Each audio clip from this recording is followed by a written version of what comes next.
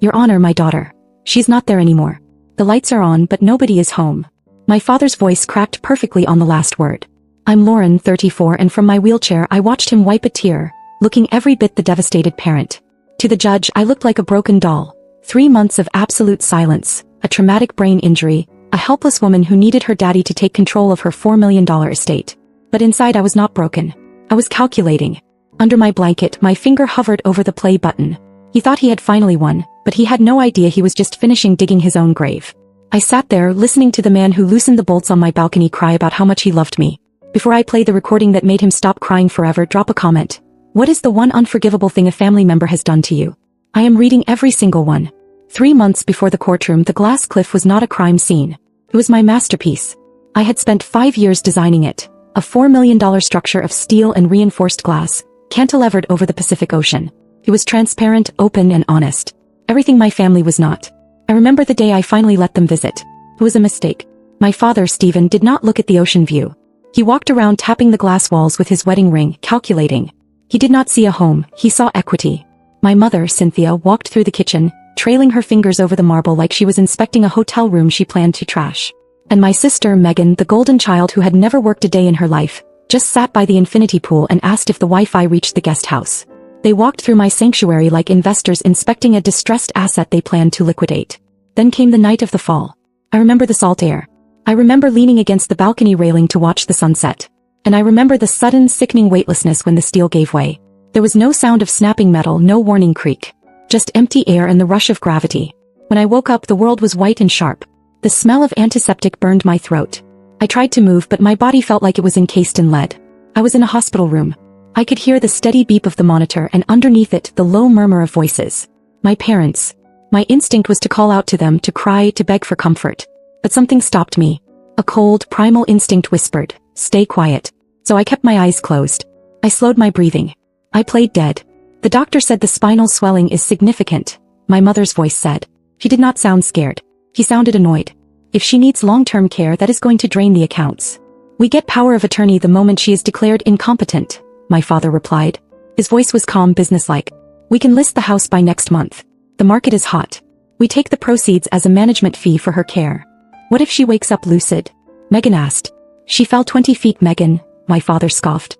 Even if she wakes up, she is going to be foggy. We control the narrative. We tell the judge she is confused. Unstable. Lying there in the dark, listening to them divvy up my life while I was still bleeding, I finally understood. There is a concept in criminal psychology called dehumanization. It is a mental trick predators use to shut off their empathy. To kill or exploit someone without guilt, you have to stop seeing them as a person. You have to strip away their humanity until they are just an object. To Stephen and Cynthia, I was not their daughter. I was not a human being in pain. I was a broken appliance. And since I was broken, they were checking my warranty to see how much cash they could get for the scrap metal. They were not relieved I had survived. They were disappointed I was not dead enough to cash out the insurance, but hurt enough to control. I lay there listening to the arithmetic of their greed, and I made a choice. If they wanted a vegetable, I would give them one. I would be silent.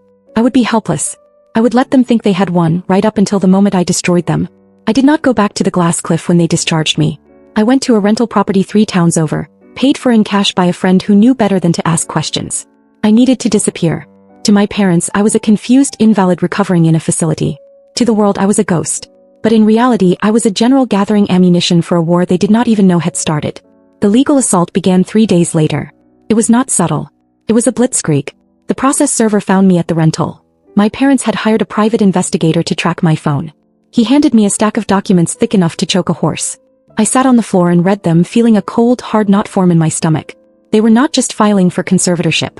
They had filed a separate lawsuit claiming constructive trust. The audacity was breathtaking. Stephen was claiming that the architectural designs for the glass cliff, my life's work, my vision, were actually his intellectual property. He claimed I had stolen his sketches and used family funds to build it. It was a lie so bold it was almost impressive. To support it, they had affidavits. One from Megan, my sister, claiming she saw me tracing our father's old blueprints. Another from a corrupt former business partner of mine, likely bought off with the promise of a cut. Then came the financial stranglehold. I tried to buy groceries online and the card was declined. I checked my accounts. Frozen. All of them. An emergency injunction granted by a judge who believed their story about my diminished capacity. They were cutting off my air supply, banking on the fact that a brain-damaged woman with no money cannot hire a defense team. They were right about the money. But they were wrong about the brain damage. I did not panic. Panic is a luxury for people who have safety nets. Instead, I reached for my burner phone and dialed a number I had memorized years ago. Jeffrey. Jeffrey was the contractor who built the glass cliff. He was also the family fixer, the man my father called when permits needed to disappear or inspectors needed to look the other way. He was a man who knew where all the bodies were buried because he usually held the shovel. Meet me, I said when he answered. The old quarry. Midnight. He did not ask who it was. He knew. The quarry was silent, the air thick with the smell of wet stone and pine. Jeffrey was waiting in his truck, the engine running. When I wheeled myself into the light, he looked like he had seen a phantom. He was a big man, rough hands and a hard face, but he was shaking. I thought you were vegetable, he whispered, stepping out of the truck. Your dad said you were gone. Mentally gone. He lied, I said. Just like he lied about the railing, Jeffrey. He flinched. He reached into his pocket and pulled out a heavy cloth rag. He walked over and placed it in my lap like it was a bomb. I was supposed to testify, he said, his voice cracking. Stephen told me if I didn't say the construction was faulty due to your design, he would ruin me. He told me to get rid of the evidence. To replace the hardware before the insurance adjusters came. I unfolded the cloth.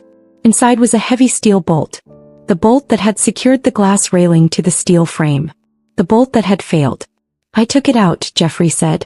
I was going to throw it in the ocean. But then I looked at it. I lifted the bolt. It was sheared clean in the middle. It wasn't rust, Jeffrey said, tears welling in his eyes. And it wasn't a manufacturing defect. Look at the striations, Lauren. That isn't a break. That is a cut. I ran my thumb over the metal. It was smooth, precise. Someone had taken a hacksaw to the high-tensile steel, sawing it 3/4 of the way through, leaving just enough metal to hold the glass up until I, leaned against it. He told me to use cheap materials, Jeffrey choked out. I thought he just wanted to skim the budget. I didn't know he was setting a trap. I didn't know he was trying to kill you. I closed my hand around the cold steel. The realization hit me with the force of the pavement I had landed on. This was not negligence. This was not just greed. My parents had not just waited for an accident. They had engineered an execution. I sat on the floor of the rental holding the cold steel bolt until it warmed against my palm. Jeffrey was right. This was a cut, not a break. But in a court of law, a piece of metal is just a piece of metal. My father would claim Jeffrey was a rogue contractor, incompetent and bitter, trying to shift the blame for his own shoddy workmanship onto a grieving family. They would destroy Jeffrey's reputation to save their own skins. I needed more than a weapon. I needed a confession. I looked at my laptop. My parents had frozen my bank accounts, but they had forgotten something crucial. They were trying to steal a house they did not understand. The glass cliff was not just steel and stone. It was a machine. When I designed it, I was obsessed with acoustics. I wanted the sound of the ocean to filter through the halls perfectly, so I had installed high-fidelity audio sensors in every exterior zone to monitor wind noise and adjust the automated baffles. The house was always listening. I opened my laptop and logged into the cloud server. My hands were steady, moving with the precision of a surgeon. I bypassed the user interface and went straight to the raw data logs. I scrolled back through 3 months of silence until I found the date. The night of the accident. The file was massive. Audio stream, West Terrace. I put on my noise-canceling headphones. I turned off the lights in the rental until the only thing in the room was the glow of the screen and the sound of the wind coming through the speakers. I pressed play. At first, there was just the rhythmic crashing of the waves against the cliffside. Then the sound of a sliding glass door opening. Footsteps. The heavy, confident tread of my father. The sharp, clicking heels of my mother. It is too windy out here, Stephen. My mother's voice cut through the static. She sounded impatient, not admiring the view. It has to be tonight, my father said.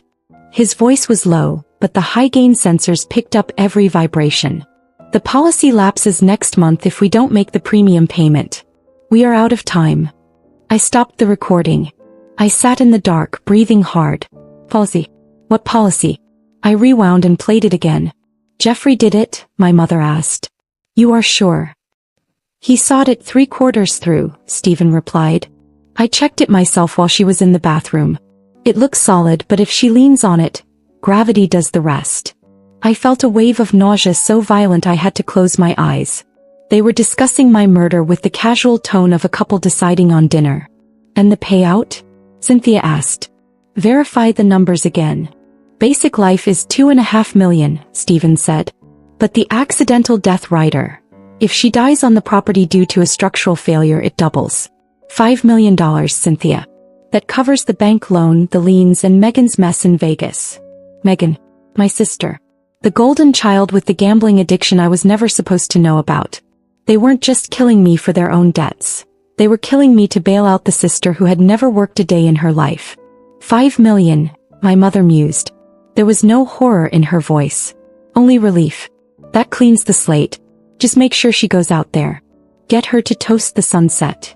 She trusts me, my father said. She is desperate for my approval. If I ask her to show me the view, she will walk right off the edge. I tore the headphones off, the silence crashing over me. On the screen, the audio waveform confirmed the unthinkable. My parents had plotted to liquidate my life like an asset. I wasn't a daughter to them. I was a $5 million payout. This wasn't a toxic family dynamic anymore. It was attempted murder. The shock slowly hardened into clarity. If they wanted to prove I was incompetent, I would show them exactly how wrong they were. I saved the recording, backed it up everywhere I could, and sent it straight to my lawyer. The courtroom pulled me back to the present. My parents sat performing grief while the judge prepared to grant them an emergency conservatorship. This was their moment, until I rolled forward in my wheelchair. For 90 days I'd said nothing, letting them believe I was broken. Playing dead the way prey fools a predator. But my silence had been strategy. I am not confused, Your Honor, I said. And I am not brain damaged. I've spent 3 months listening to my parents forge records, steal my assets, and plan my death. I connected my phone to the court's audio system. Their voices filled the room, discussing insurance, timing, the sabotaged railing. The mask fell from my father's face. My mother paled. Megan cracked completely, confessing her part in their lies as the bailiffs dragged Dad away. 6 months later, they're awaiting trial for fraud and attempted murder. Megan is in federal custody. The life they tried to steal from me is finally my own. I rebuilt my home, my support system, and my peace, starting with a new steel balcony railing that will never fail. People say I should forgive them because they're my parents. But DNA isn't a life sentence. Cutting them off wasn't cruelty, it was survival. I didn't lose a family, I made room for a better one. And standing on that balcony steady beneath me, I finally feel whole.